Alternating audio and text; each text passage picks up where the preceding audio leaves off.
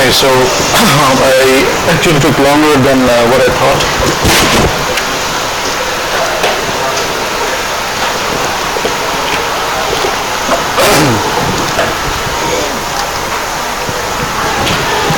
So as I was saying that we will look into animation in Blender a bit, then we will look into the map. Alright, the screencast displays like now I don't really want to do the solar system already, but I'll show you the basics of Blender animation over here. And you need to understand how the entire system works, particularly with the timeline and keyframe concept. So let's say we have this ball over here, this sphere, and we want to move it from one place to another, and we want to animate this thing. So far what we can do is we can render a still image, right? But we can also render a series of frames, and that will look like an animation. How we do this in Blender? We have to tell where this object is initially and then where is the final destination, and then Blender will take care of the rest. It works for translation, it works for scaling, it also works for rotation as well. So let me show you some very simple examples. Let's say I want to take this sphere from here all the way to this point, and it will be a transition. It will be a translation from this point to another over a period of time. And that's where this timeline comes into play.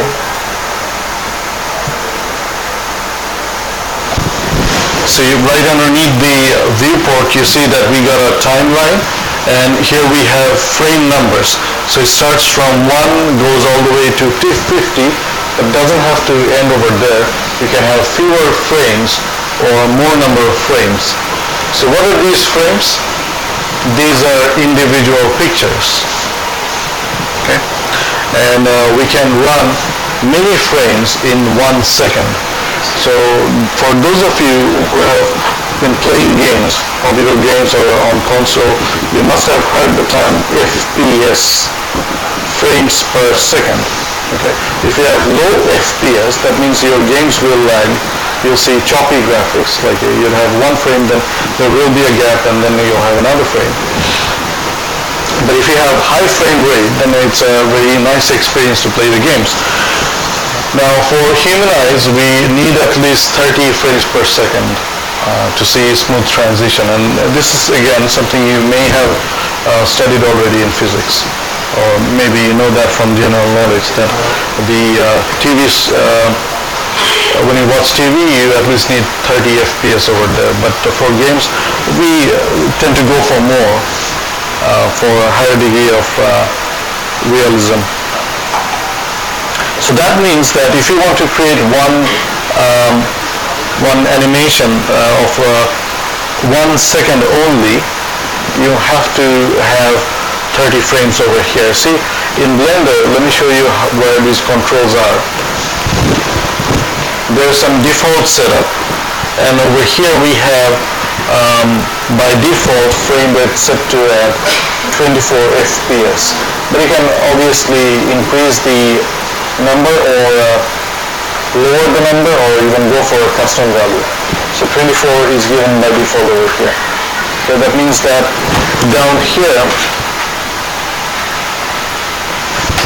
if you look at the timeline, starting from frame 1 all the way to 24, this will be equivalent to 1 second of recording. Okay? If you set it at 24 FPS, whereas if you set it at 60 FPS, then this entire part will be played in 1 second. So depending on your frame rate, you can run your animation faster or slower, depending on that. So we usually go for higher number of frames, but the problem is each of these frames, they need to be rendered out. They need to be created as images. So if you have a very large number of frames, it would take a lot of time to render that. So let me show you a very simple example, otherwise it doesn't really make sense. Let's say I want to have this sphere right at the center initially. So what I have to do is I have to insert a keyframe. All these things are called frames.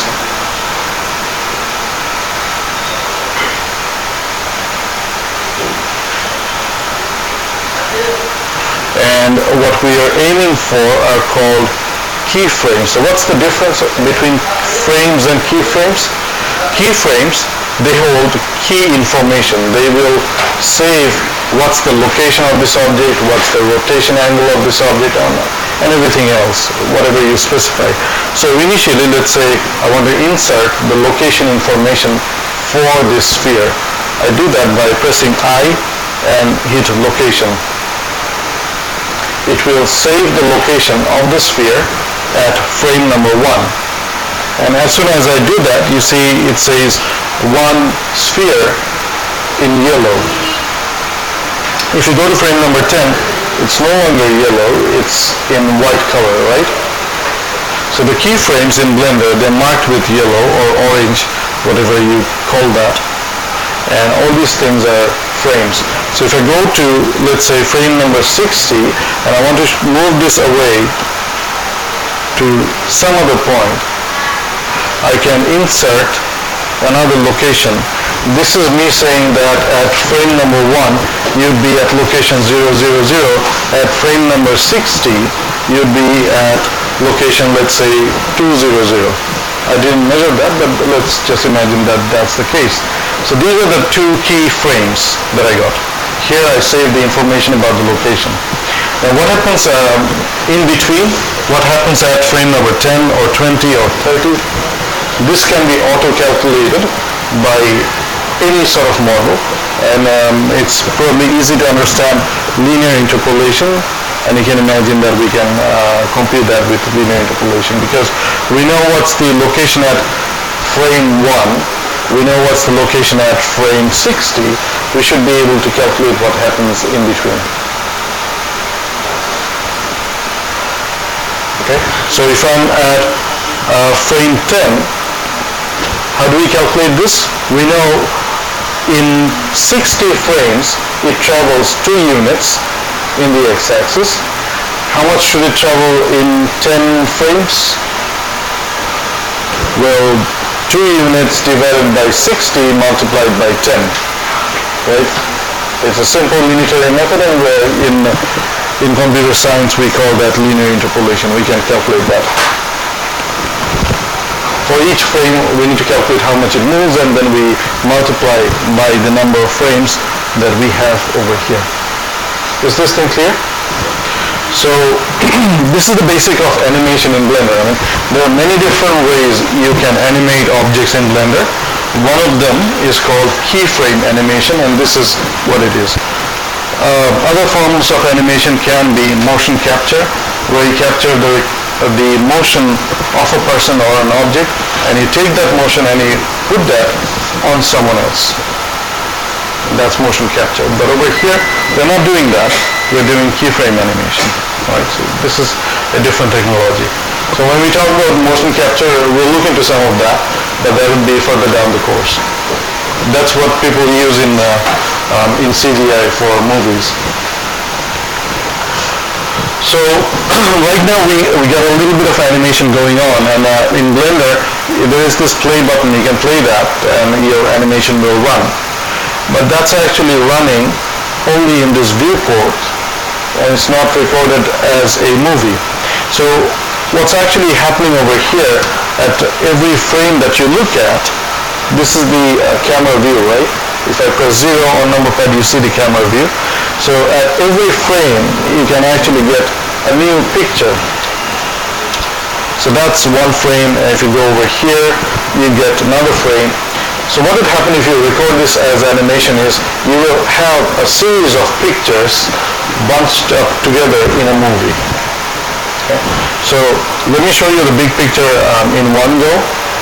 That I want to record a movie that will start over here and end right here. So down here where you see the end frame, Let me zoom up a bit.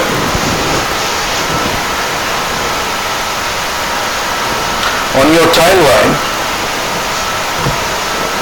you see there is this start, it says 1, end is at 250, but I don't need that many frames because nothing is happening over here. Okay? So what I could do right now is I can finish it off at frame number 60. Okay, that's one thing. See, when we render this as a picture, we just hit render image, and if we were to save this, we can go to this image tab and click on save as image. Let me zoom it up again. Alright, so this is from the image option in your menu. You can go here and save as image. What you could also do, instead of doing it manually, you could go to the output part.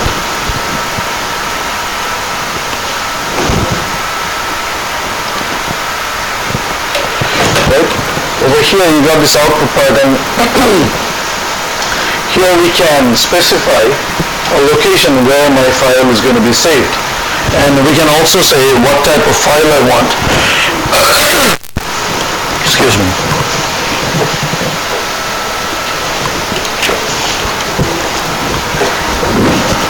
Alright, so here we have the file format set at PNG. You can go for a different file format. Let me just open this up. I see we got options for JPEG, we got option for BMP and other still images. Okay. So let me just show you this one first. Let's say we want to save it as PNG, and we can click over here to bring up our file browser to specify where the file is going to be saved. So let me just click over here. That brings up the file menu, which you can't obviously see. So I don't think I have to zoom for this.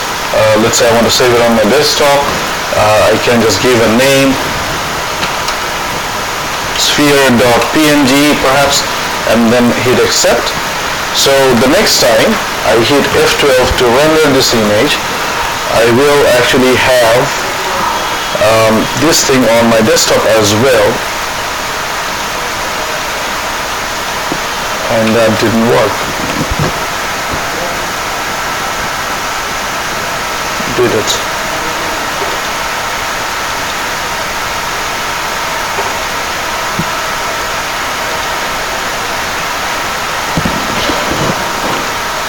Let me check.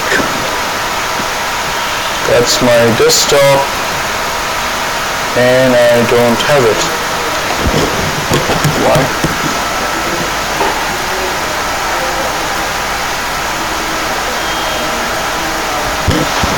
That's kind of strange.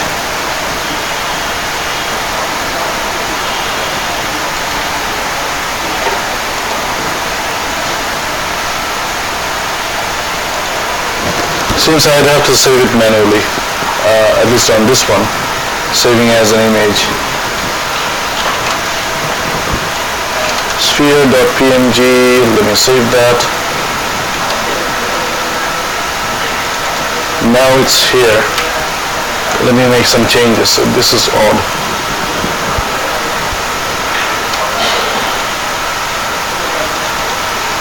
No, it doesn't change either. So probably it doesn't work for still images, but it will certainly work for animation. See, in animation, this is what we are going to see, right? That this ball moves from one point to another and stops right there. That's the animation we want to record. And in order to do that, we can't just record this as PNG because that doesn't make much sense. Okay, let me try saving this as a PNG first, this entire animation, and see if it works.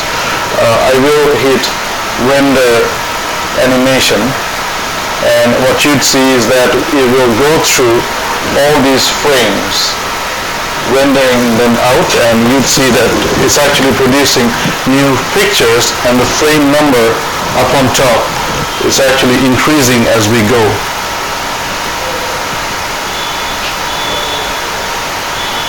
see frame number that keeps on counting, and now it stopped. So the recording is done, and let's see if that helped. It certainly did.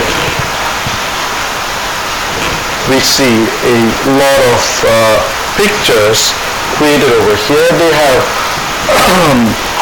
numbers like sphere.png, 001.png. Actually, that was a bad name.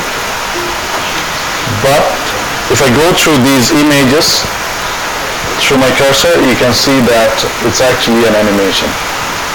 So I'm using my mouse, the keyboard arrows to go through the files, and this appears to be an animation. So the message that I want to give you is that animation is nothing different than a lot of still images put together. They have to be rendered out separately. Certainly we don't view animation as this. We say them in movie formats because animations, they come with audio as well.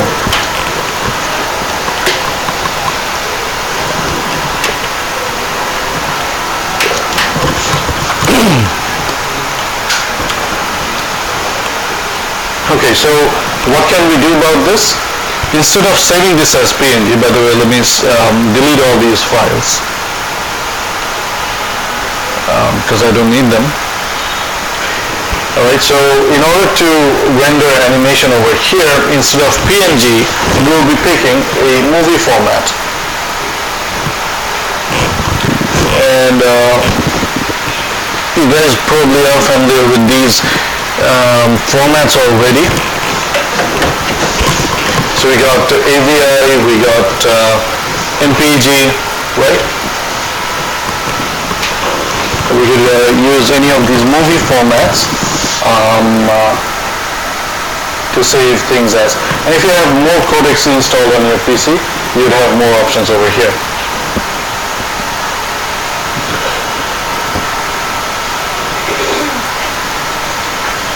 So let's say I want to save this as AVI, and let us bump up this thing, the quality. It's not going to be a PNG file then. It's going to be a AVI file rather. Okay. You can definitely have options like H.264. For those of you who download movies from the torrent, you probably are familiar with that. Or you could also have HVID.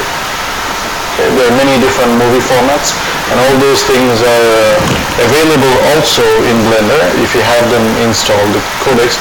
If you have them installed, you'll see more options over here. Right now I don't have them, that's why I don't see them either. Okay, so that's about that. And I've bumped up the quality, but over here you see that it's actually rendering at half the resolution. It's set at 50%. I can bump it up to 100%.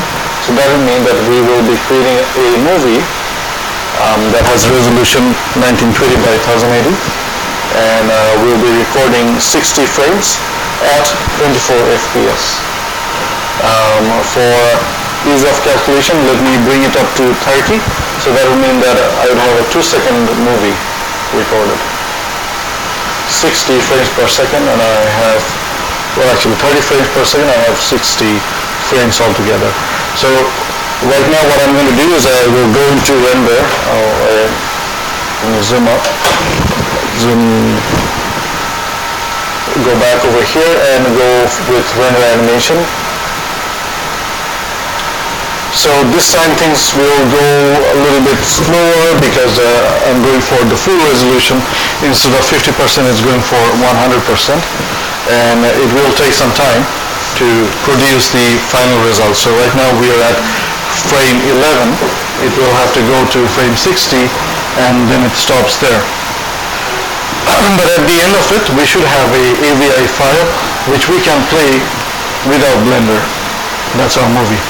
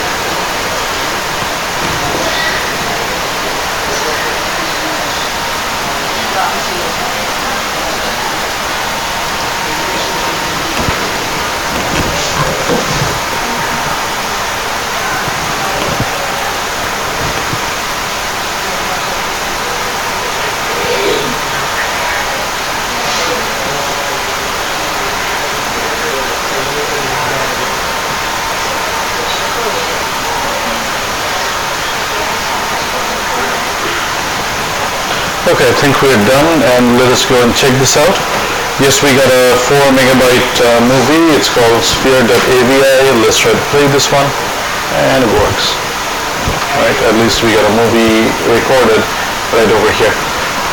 Not a big deal, but it is at least a movie. Okay. Any question about any of this? No? All right. So we have 2 keyframes, right? How does Blender compute the intermediate ones? Because it knows the initial location and the final location. So for any intermediate frame, it can calculate everything else. Now let us make things a little bit more interesting. Let's say right over here, I'm going to change the location of this ball. So I'm going to move it out somewhere over here and insert another keyframe saving the location. So what happens over here, it starts from this point, it goes to that point, and from there on, it comes back to this. So it's a different kind of animation right now. Just because we have inserted a new keyframe. Is that clear?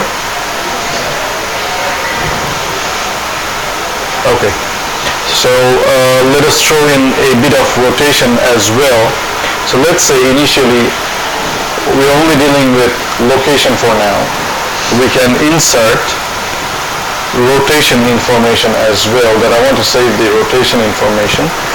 And maybe when we go over here, we have a different rotation. Well, this is rotating about the origin, right? Let me hit comma so that it can rotate about itself.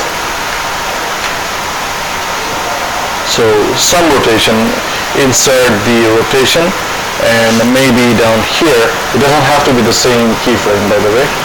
I can insert another rotation over here, maybe tilt it like that, just to show you some difference. And now if I play this animation, do you see the effect of rotation as well? So it's translation along with rotation. And if I record this movie now, we'll see all these things in place. Okay. We can throw in a bit of scaling as well.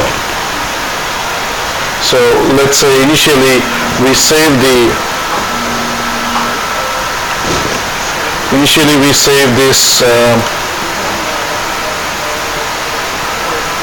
scaling factor, and let's say I want to make this grow bigger as it comes toward us. So I can bump up the scaling factor like this, and I can save the scaling information. So going from this point all the way to this will actually grow bigger as it travels.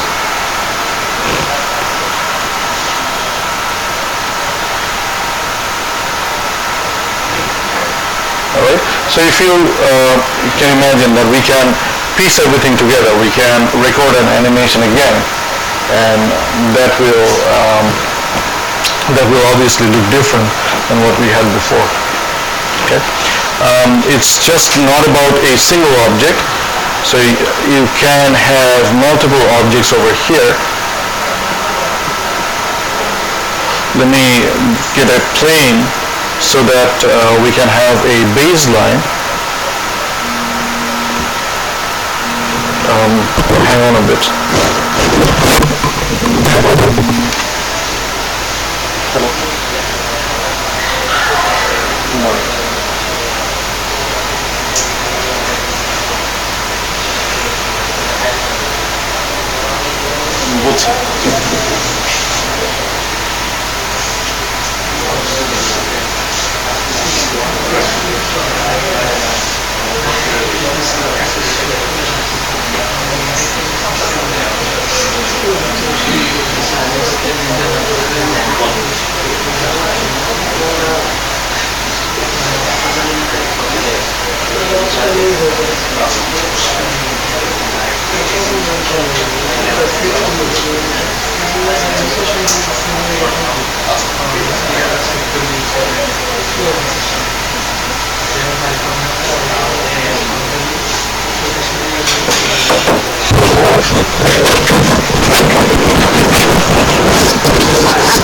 Sorry about that. So as we can see that we have this animation running already, and this is how it looks like. If I enable the rendered view, it's going to take much longer, and it's probably not going to animate like that. See, we can see the shadow casted as well, so you can sort of imagine how things are going. What I wanted to bring into the scene is that we can have multiple objects. Let's say we got this one, and right over here at frame number 0 perhaps we have we have a monkey head somewhere over here. Okay, and we can insert a separate location, rotation, all these things for the monkey head as well. You see that the previous keyframes, they're not here, therefore this object and this object is different. So now we can animate this, we can move it along the x-axis over here if you'd like.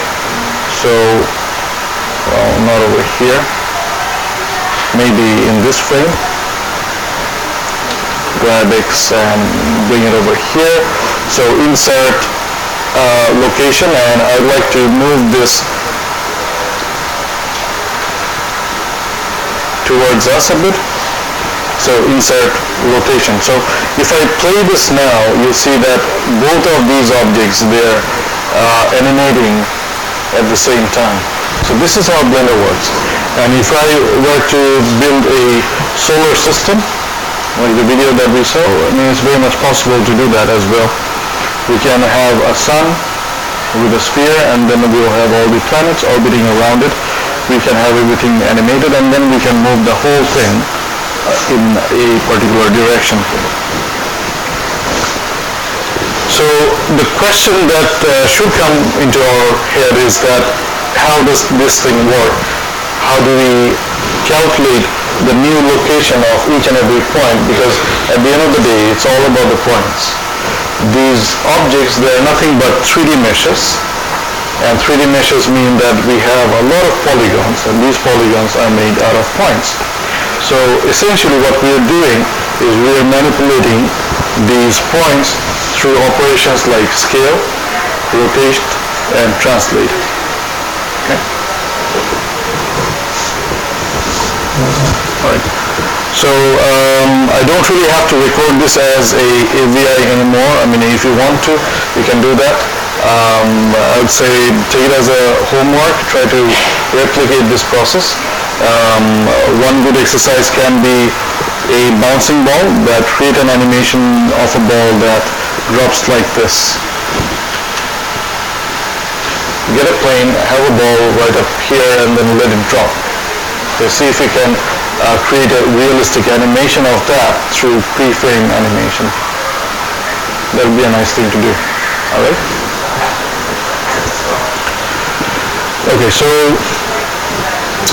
what is more important for us now is to understand that things are different depending on the order of execution. So let's say we are given this sphere. If I leave it over here and let it rotate on itself, I can have a rotation like this. However, if I move it out to the x-axis, and then if I start rotating this, it will look quite different. So rotation first and then translate, or translate first and then rotate. This is translate first and then rotate. They have totally two different views. Okay. In our previous session, what we did is we came up with formulas for translate, rotate, and scale. Now, how do we combine these things? That's the question, because if you're talking about an animation, we'd have an entire setup of a lot of translation, a lot of scaling, a lot of rotation. There will be a bunch of objects and they can be interrelated. Okay. I mean, I was talking about a robotic, a solar system, but you can imagine that we have a a very crude robot. Let me create this one. I think it's easier to explain with that. Let's say we're going to build a robot with cubes, spheres and monkey heads. So there's cubes, cylinders and monkey head probably. This is going to be the torus, the center section of the robot, and we can attach arms to that, right? How? Well, we can get cylinders, right? And we can make them, well, S, Z, we can, S shift Z, we can make them thinner. And then we can also rotate them by 90 degrees. Alright, so this cylinder can serve as the basis of one arm. So I'm going to put it over here, let's say. Alright. So that's that. And I can make another copy and then join it together. So Shift D, well, I'm in edit mode, so let me tab out of it.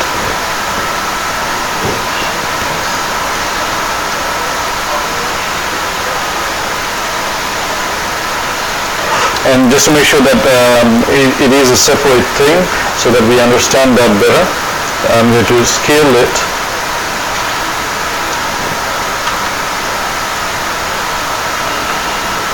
Like so. Oh, the origin moved. So let me redo this. Otherwise it's going to be a bit of a problem for me. So I'm going to take this cylinder as I did before, but this time around I'm not going to go into edit mode. I will just scale it in place so that the origin stays right there.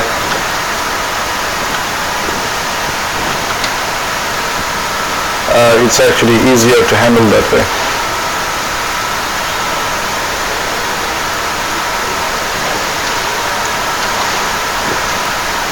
So I made a duplicate copy, and then I'd like to make it a bit smaller, or maybe make it even bigger.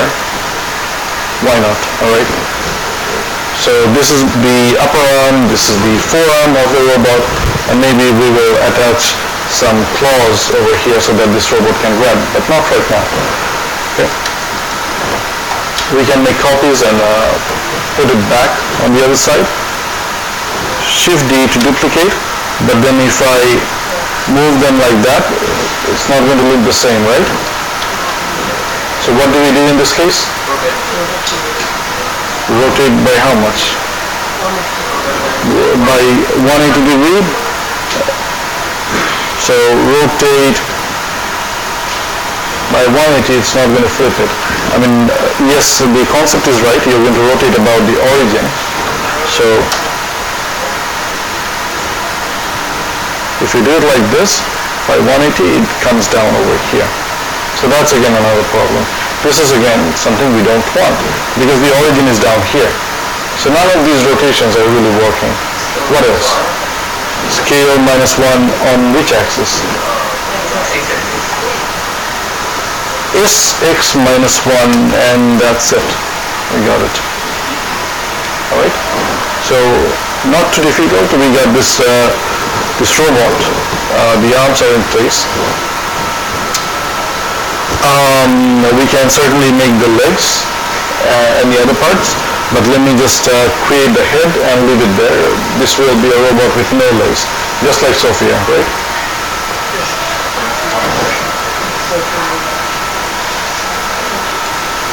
So we'll get another cylinder for the neck, and we can make it thinner.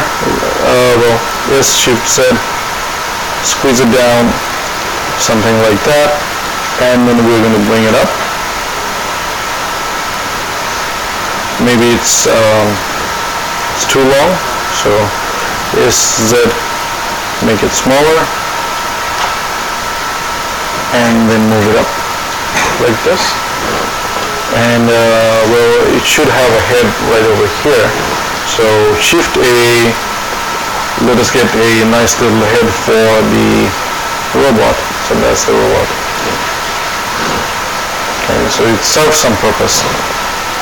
And I'll actually add a bit of subdivision over here for realism or the lack of it.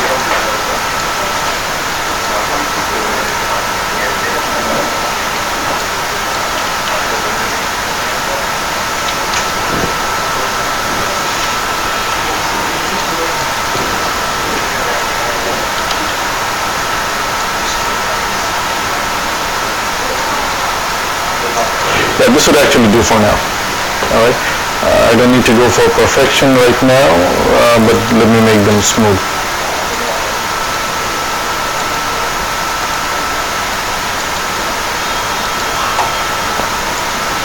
Okay, so that looks like a nice little robot already.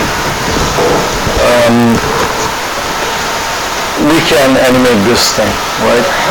We can let it move its arm, we can also tilt the head, but it needs to be in one piece. See, the problem that I have right now is if I rotate this, it will come apart. It's not going to stick to the body. Same thing about this one.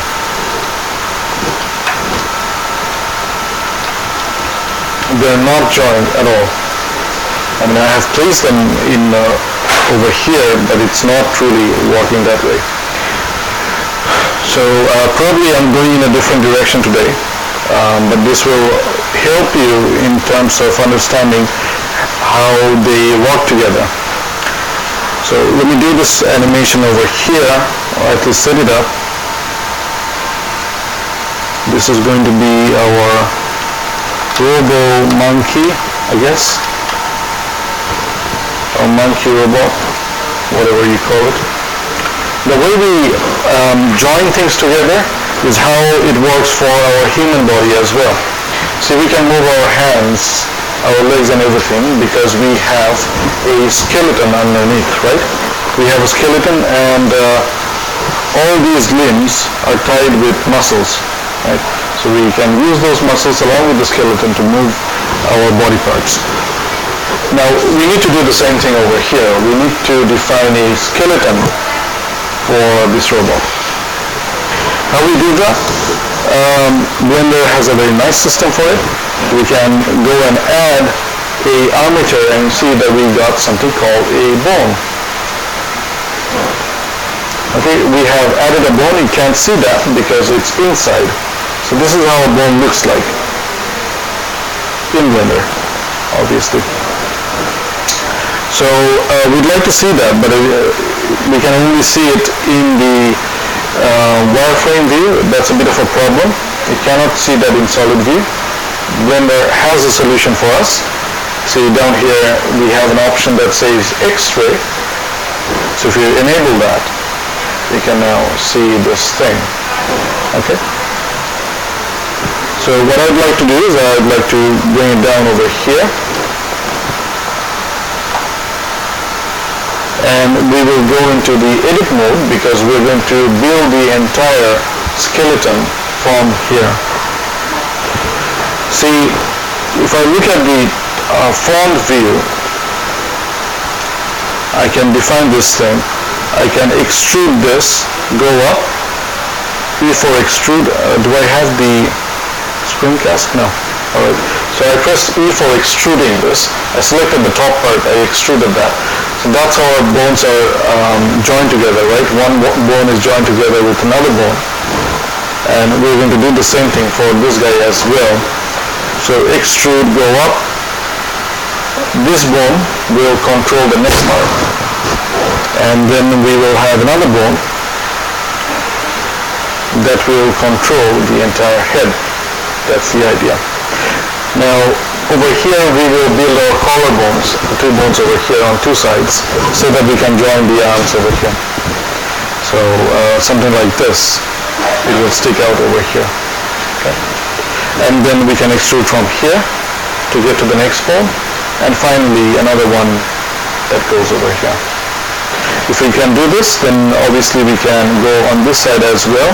A collarbone over here, another bone for the upper arm, and another one for the forearm. Is this thing clear? Okay. So what's the real benefit of it? So if you have this armature, let me move it to another layer so that I can talk about it without the distraction that we have. So this is the skeleton, and there is a nice mode called the pose mode. Previously we worked with only the object and edit mode. Now let us look at the pose mode. See, the pose mode has everything in blue, and we can now rotate things, and you can probably imagine where am I going with this thing. See, we can pose the skeleton, and the idea is that the entire object will follow this pose. Is this thing clear? So if you move the bones, obviously the limbs will move as well, and that's what we are going to do. So we can select everything and go back to the we can clear the transform and bring it to the original position. Let us go back to the object mode, and we can bring it back to this layer, because well, the way it is, if you go into the pose mode and if you start moving these objects, moving the bones, the objects or the limbs, they don't move at all because they are not tied to the bones. So first of all, what I want to do is I'd like to attach the limbs to the bones so that we can move things together. The way we do that is we select the object that we want to move, and then hold down Shift and right click on the bone that will move this object. Let me do this thing one more time. Select the object that's going to move, Shift select the bone that will move this object, then hit Ctrl P and select bone. Ctrl P is for parent, so that's going to mean that this bone will be the parent of that object. And you can readily see that this is in effect. As you move the bone, the object will follow. Okay. I'm going to do this quite a lot of times, so I'll repeat the process anyways. Select the object, Shift select the bone, but now you see that there are two bones selected. I don't want that. Shift click on it twice, that takes off the selection, and then hit Ctrl P, hit the bone, and now we can actually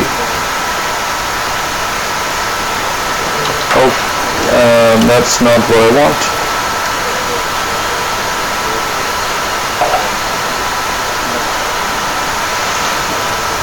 Nope.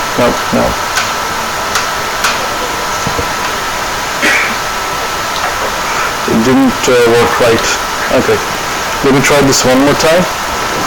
Select the object, Shift select the bone only. Well, we can press A to let go of all the selection, then right click on it, Ctrl P and bone select. I hope it works this time. Yeah, it does. So I must have done something wrong the previous time. This time it's working properly. Let us clear all the transforms. So the same process again. Select the object, Shift select the bone, and make sure that none of the other bones are selected. Ctrl P, bone parent, and then you have to do that for this one as well. But you see that the other bone is still selected. So A for deselecting everything, Shift right click to select this one, Ctrl P and bone parent. Now I want to do it for the neck. So select the neck itself, select the bone, but we have this one selected. A for deselecting everything, right click on this one, Ctrl P, select the bone. Okay, and finally let's do it, well not finally, I have to do it over here as well. Select the head, select the bone, but we have two bones selected. A to deselect, select this particular bone, Ctrl P for bone parent, and for the torso part I have to select this object. None of the other ones are selected, so Control P, boom. So now things should work. Let us try this out. Yeah, we can tilt the neck and the head moves along with it. We can raise the upper arm and the forearm moves along with it. So does this one. Is this thing clear? Okay, so let us get a better view of this robot. Where's my lock camera to view? Here it is.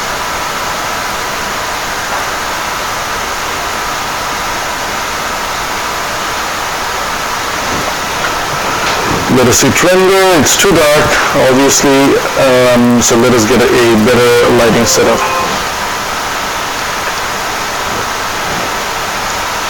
Yeah, I think that'll do.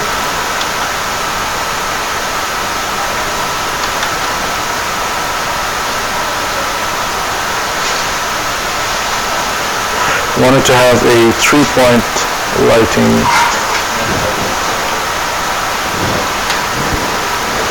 Okay, so that's much better. Okay. Now, with the render in place, how can we animate this object? That's the question, right? How can we maybe make this robot dance? See, as we have all these different bones at our disposal, we can control each of them. So you can select a particular bone and say that I'm going to save the rotation of it, just the way it is. And then we can go into another frame and say that we're going to rotate it like that and insert the rotation. And just by doing so, you see we got a nice little move right in here. Okay. Let us play with this a little bit more. Let us save this rotation over here and go to another frame and say that, let's say I want to move this like that. I don't really have any good reason for doing so, but let me just say that I want to do this. That's what I did. See, both of them are rotating at the same time, and you can go to this location. Let us try moving the head from one side to another. So rotate Z, let's say it's facing that way right now. So we're going to save the rotation, and at, let's say, frame number 90, it's going to look the other way. So crop this.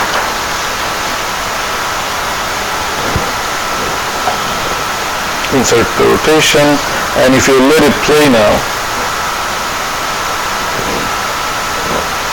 you see it's tilting the head as well. But we can do more than that. We can also have some animation of the neck as well. So maybe rotate this down a bit, insert rotation, and down here if we want to tilt it that way, insert another rotation. So now all these things are happening at the same time. Okay. The other arm is going to be very sad because it's not moving, so let us do something about that as well.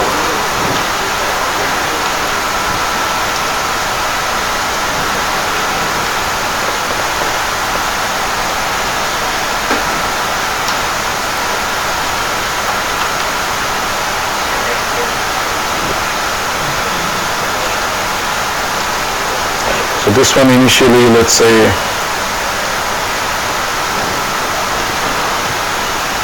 it's held further back, insert rotation, and when it jumps to 90, goes like this maybe.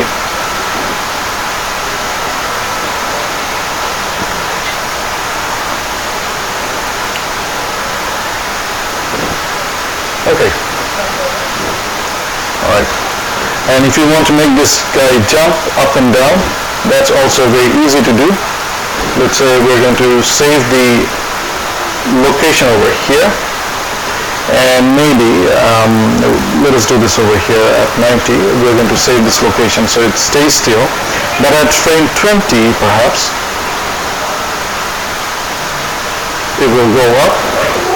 So insert location, and then at frame 40 maybe I want to bring it down.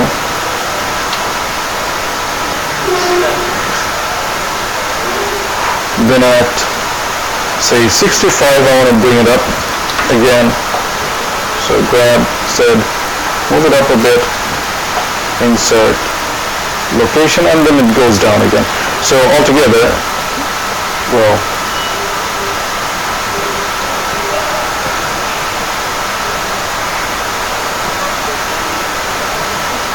yeah. So that's probably not what I wanted. I wanted to leave it on the ground. So insert the location as well. So altogether we have a very crude animation of this robot, but we can record this animation, and this is how it looks, bobbing up and down. And we can finish this recording at, well, finish the frames at 90 so that it can loop over like this. Okay. There's nothing meaningful really. It serves no purpose. But you get to see how you can use keyframe animation in Blender with a very simple model. You can build your armature. The bone structure is called the armature.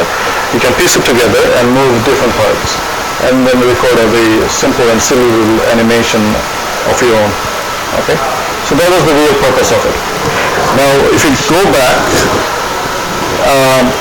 to how things are joined together, you see when we do these animations, we have some cylinders defining the arms, right? And it's important to understand how they operate. Like if you think about the upper arm, it's joined to the shoulder, and if I make any rotation at this point, okay, I'm going to lift my forearm as well. So this rotation alone works on two things. And if I only rotate over here at this pivot point, it's going to affect this part only, not the other ones. So somehow, if you want to do an animation of a human character moving its arms, then you have to do the keyframe animation looking at the entire thing. You have to say what angle we are moving over here at the shoulder joint and also at the elbow joint. We have to specify those angles. I mean, I didn't write down the numbers, but I use my mouse to rotate these things, which definitely translates to some certain degree. I rotate it by this amount. So, how do we combine these things? I mean, these cylinders, they're not at the center, they're moved out, and then they're rotating. Okay? They're rotating about this point. They're not rotating about the center, because if they did so, then these cylinders, they would come out from the body. Just try to imagine how this is, that we have this center over here. Let's say this is the origin, and if I have a cylinder over here, and if I rotate this about this origin, it's going to rotate like this.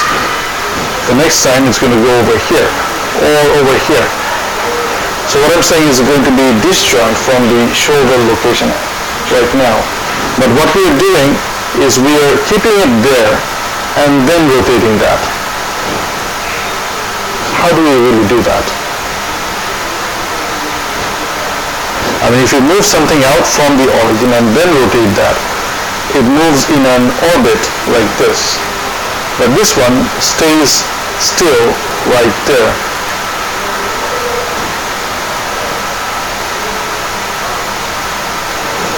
Okay. So what's the big deal with that? Now, this is where you need to understand that for orbiting, we translate first and then rotate, and over here we rotate this and then we translate. That's how it internally works in Blender. So it boils down to us combining all these things, this translate, rotate, and scale, together so that we can have some animation. We can have all these map pieced together. Okay. We learned all these formulas in coordinate geometry. In today's class, we didn't really get anything new. But in order to go forward, we have to redefine these things. It really is impossible to work like that. Because we'll be given millions of polygons and we need to apply, translate, rotate, and scale in arbitrary order on them. And if you cannot do that fast enough, things will be really choppy. You cannot do your calculation. You cannot render the frames in time. Okay. So that means that if I wanted to combine, translate, and rotate, for example, let's say we have a point. Let me just chalk up an example. Let's say we have a point given as 1, 5, 2, just some random numbers. I want to do two operations. I want to I don't know why I do this. I want to translate this.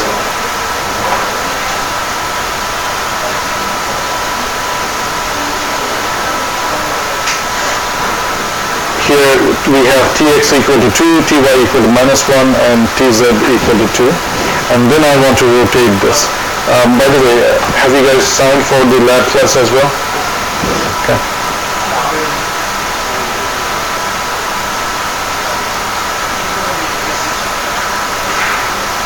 And then we want to rotate it about the z-axis by, let's say, 30 degrees.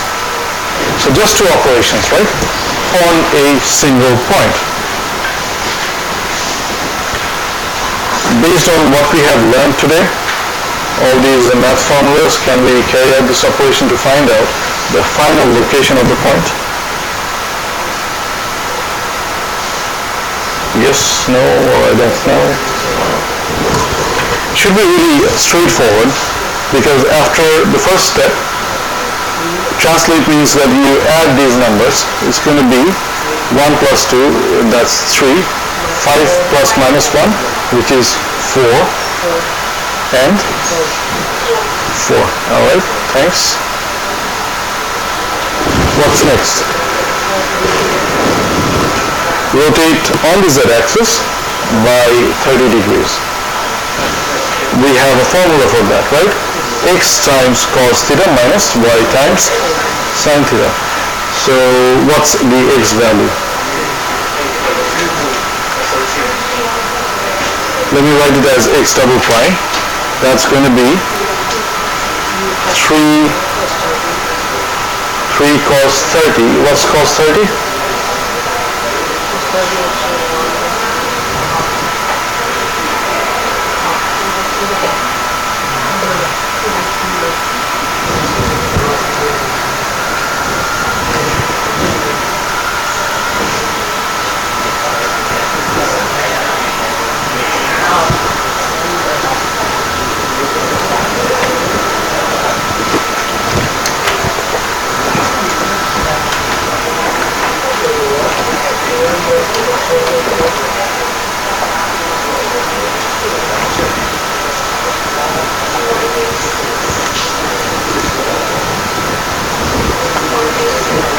That will refresh your memory. Okay. Yeah, we can use calculator. I mean, we'll do that. I don't think we need that right now. Okay, so yeah, because 30 is a very nice number. I mean, we can use sine cos right there like that. So this is 3 times cos 30 minus, what was the formula? Y sine theta. What's the y value? 4 times, how much? Sine 30. And sine 30 is half.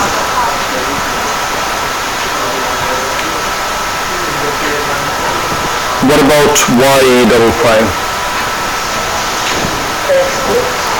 The formula says this is x sine theta plus y cos theta. what is it going to be? 3. So this is very important to understand that you do not take the x value from here when you calculate the y value. You take the original value, whatever you have. So 3 times sine theta, which is half, plus y cos theta, right? Y is 4 and cos theta is root 3 by 2. And what happens to z double prime? Let me write it over here. 4. It remains unchanged. Okay? So this we can simplify and then carry out the calculation. This is going to be 3 root 3 by 2. And over here we have minus 2, and we have 3 by 2 plus 2 root 3. And then you can use calculator to get the final values from there. So this is very simple, right? We can apply the translation, which is pretty much just adding things. And rotation means that you apply the formula x cos theta minus y sin theta. Well, whatever it is. I mean, I can never memorize that.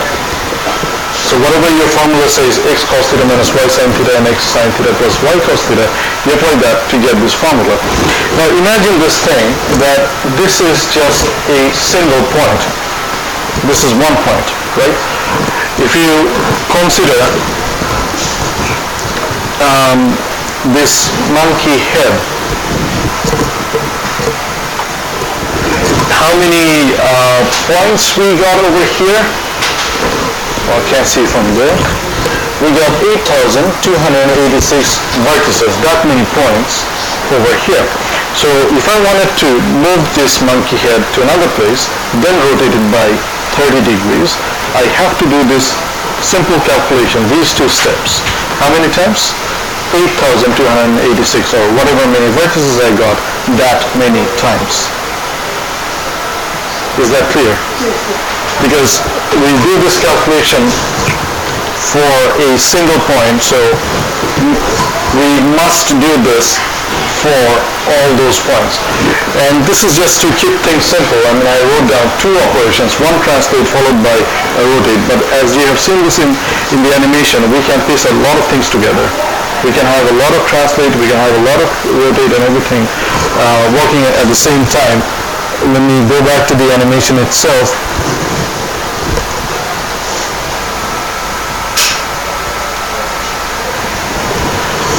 See the way it works, the rotation of this part is actually affecting this one as well.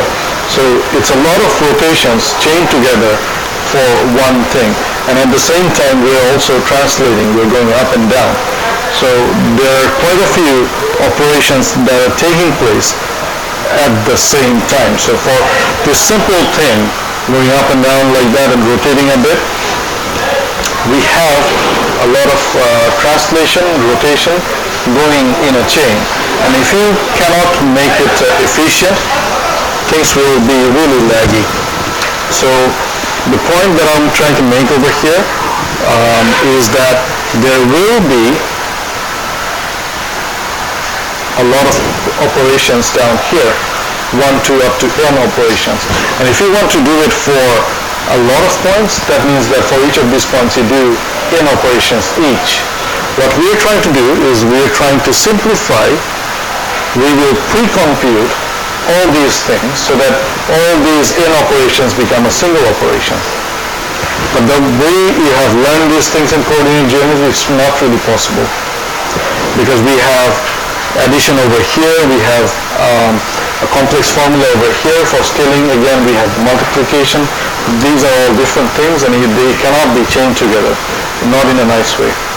So we'll represent this thing into something different.